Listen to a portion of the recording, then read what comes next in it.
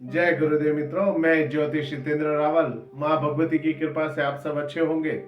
आज मैं आपके सामने एक नई चीज के बारे में बात करने वाला हूँ। हर बार तो वैसे नई चीज होती है, लेकिन आज कुछ लोग ऐसे कहते हैं कि अलग चीज पे कुछ बात की जाए। तो आज आपके सामने एक विद्या लेके आया, वो है डायन विद्या।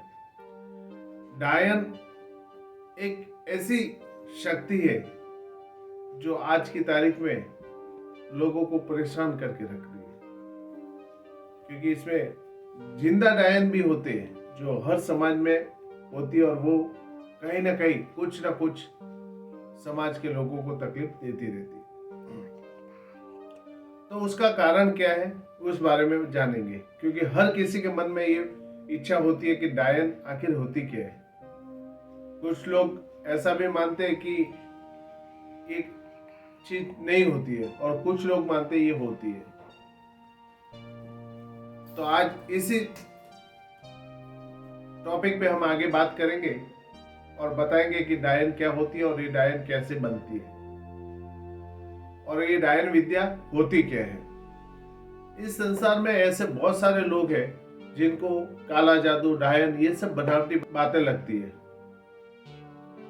मन का भ्रम ऐसा लगता है। और कुछ लोग ऐसे भी होते हैं जिन्होंने काले जादू को महसूस किया है।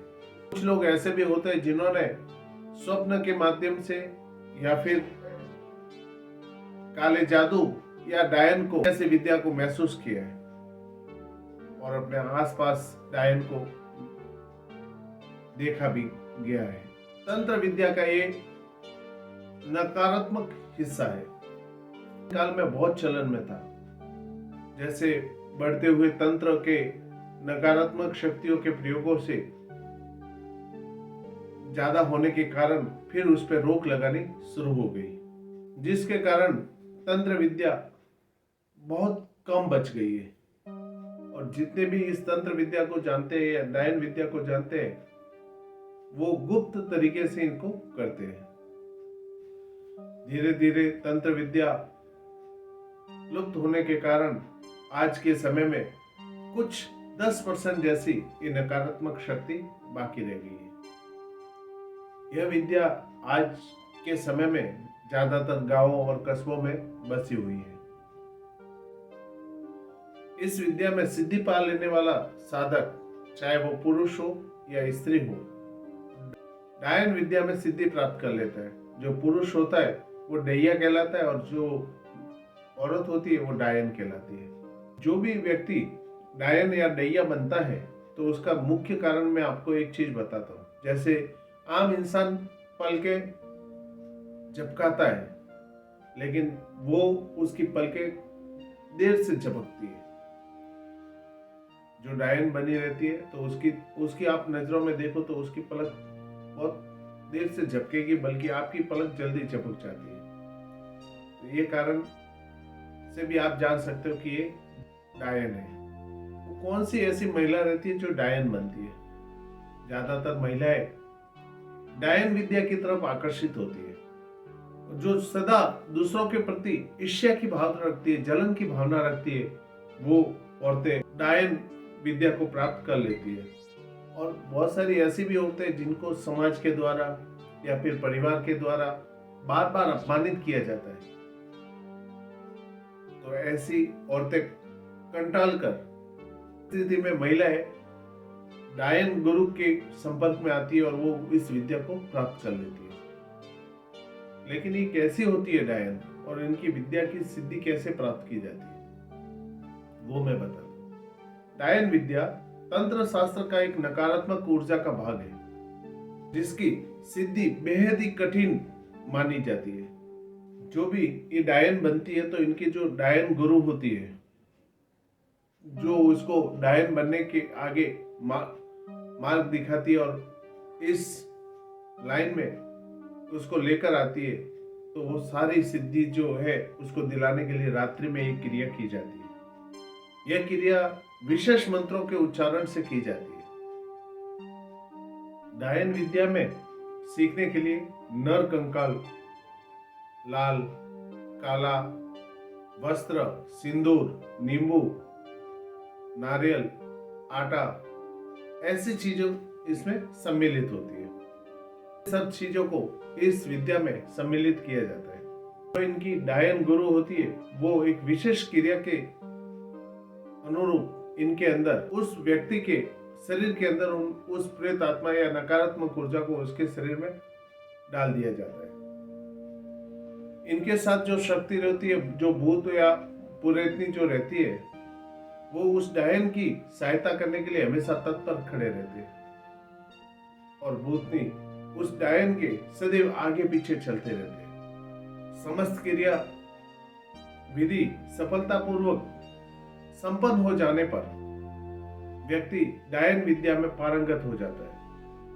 उसके बाद दिवाली की अमावस्या की रात उनकी सिद्धि की आखिरी रात होती है। इस दिन बहुत जितनी डायन लोगों ने सिद्धि की होती है, वो उस समय उस सिद्धि को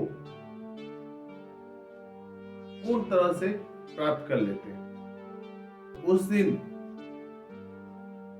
जो डायन बनती है, उसको अपने गुरु डायन या जो शक्ति उनके साथ रहती है, उनको बलि देने का विधान रहता है, या कहते हैं कि गुरु दक्षिणा देनी पड़ती है। उसके बाद उसको जो उनके डायन के गुरु रहते हैं, उनको या नकारात्मक जो ऊर्जा रहती है, उसको आहुति देनी पड़ती है। इसमें किसकी आहुति दी जाती है या कैसे आहुति दी जाती है, वो चीज जान लीजिए। क्योंकि जो भी डायन बनती है ना, तो सर्वप्रथम अपने परिवार के किसी सदस्य की वो आहुति देती है, या फिर दूसरी भाषा में कहा जाए तो अपने गुरु दक्षिणा के रूप में उसको अपने परिवार के किसी सदस्य की बलि देनी पड़ती है। और अगर वो डायन अपने परिवार के किसी सदस्य की बलि देने में से इनकार कर देती है, तो या फिर वो जो डायन बनती है ना, उसकी मानसिक दशा बिगड़ जाती है या फिर उसकी मृत्यु हो जाती है। अगर डायन अपने परिवार के किसी सदस्य को बलि के लिए वो चुन लेती है, तो कुछ ही महीनों के भीतर उसके परिवार का वह सदस्य किसी न किसी वजह से वो मृत्यु को प्राप्त कर लेता है। दूसरी चीज, जो भी डायन बनती है, तो उसको अपने पूरे जीवन में 1 या 2, कम से कम 1 और ज्यादा तो कितने भी बना सके, अपने 2 शिष्य उसको बनाने अनिवार्य रहते हैं। अन्यथा इनकी जो सेवा में भूत या प्रेतनी जो रहते, वो उसको जीते जी या तो परेशान करना शुरू कर देंगे, या फिर मरने के बाद भी उसको परेशान करेंगे। वो कभी उसका पीछा नहीं छोड़ेंगे। तंत्र शास्त्र में नकारात्मक ऊर्जा को इस्तेमाल करने की बेहद ही प्रचंड शक्ति मानी जाती है। और जब कोई भी व्यक्ति जब डायन बन जाती है, तो उसके बाद सबसे पहले वो क्या करती, पशु पक्षियों पे उसका वार आजमाती है, पेड़ पौधों पे उसका वार आजमाती है कि वो शक्ति वाकई उसको प्राप्त हुई या नहीं हुई। वो उस चीज की आजमाइश करती है। उसके बाद धीरे धीरे वो अपने समाज के लोगों पे तंत्र क्रिया करनी शुरू करती है। कभी कभी आपने सुना होगा कि अरे उसका बच्चा था, उसको उस डायन ने खा लिया।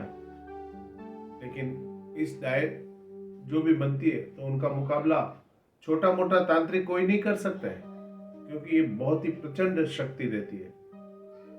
और ऐसे छोटे मोटे तांत्रिक अगर उसको पकड़ने भी जाए ना, तो उठा के कई गुना दूर फेंक देगी। ऐसी शक्ति होती है ये डायन विद्या। इस प्रचंड शक्ति को या तो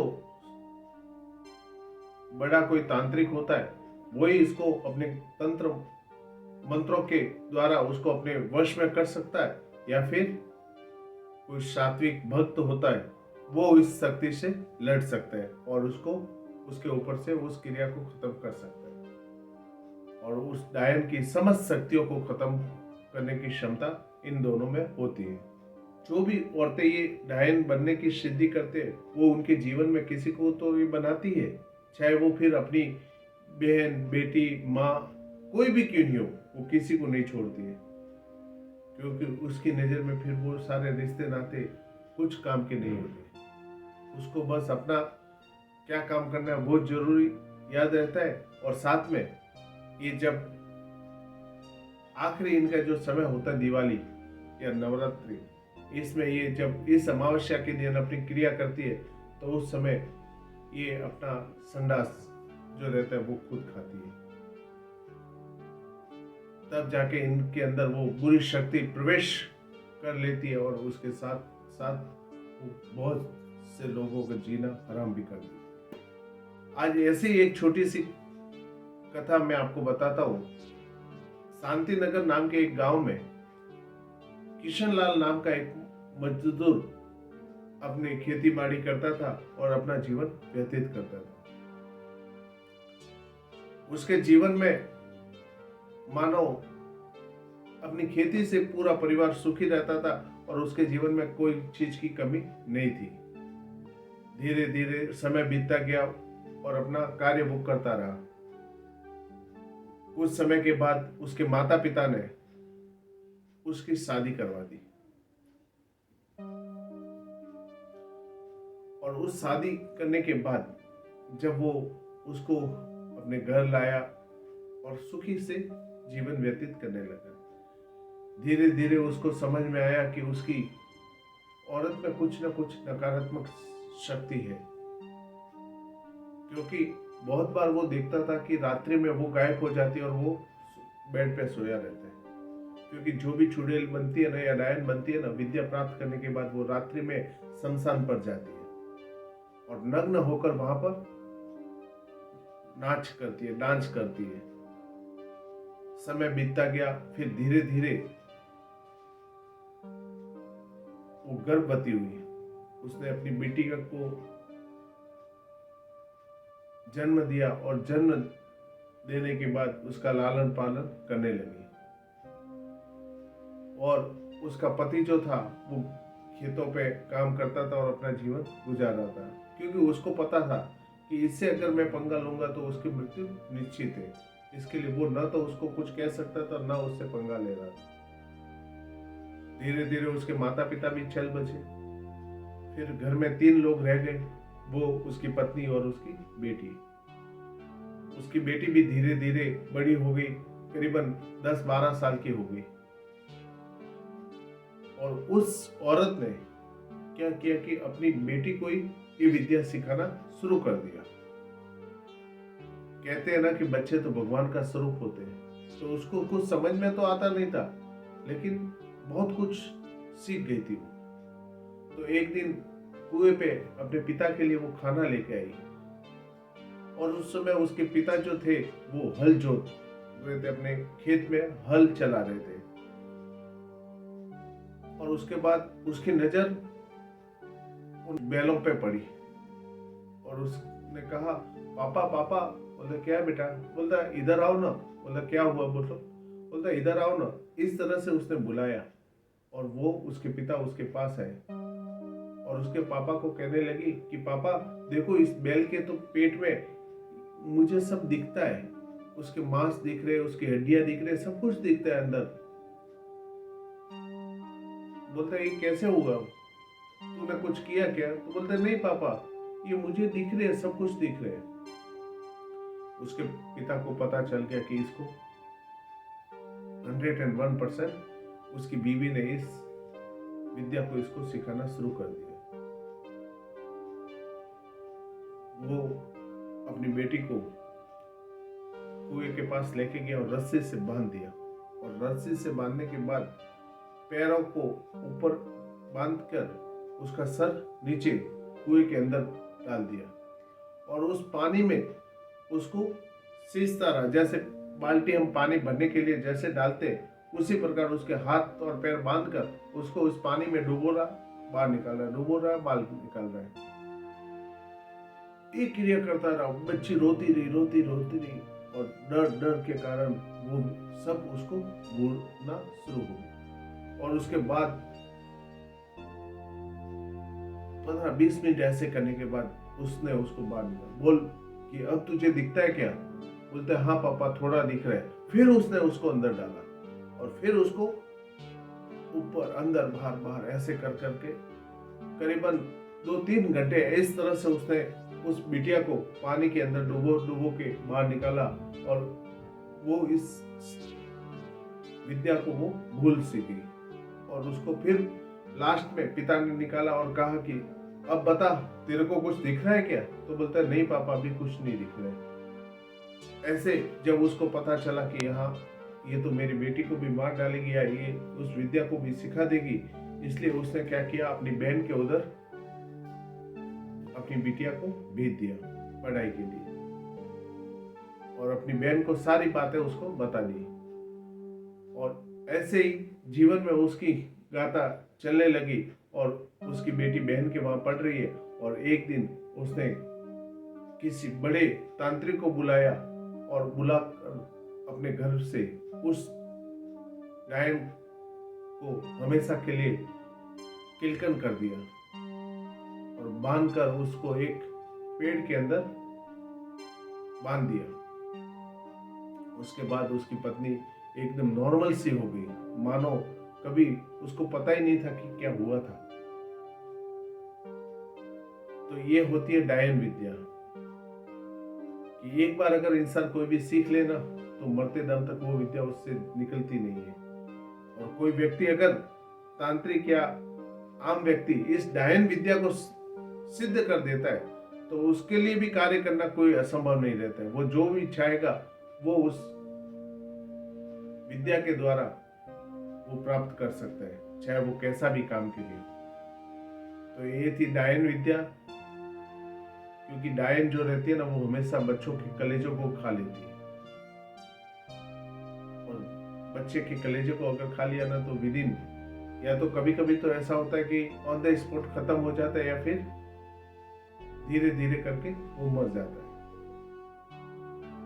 और कल मैं आपको एक ऐसी सच्ची घटना के बारे में बताऊंगा जिसमें किस प्रकार से एक डायन के द्वारा गांव में परेशानी उत्पन्न हुई, और उस गांव से उस डायन का कैसे खात्मा किया, वो अब मैं आपको अगले पार्ट में बताऊंगा।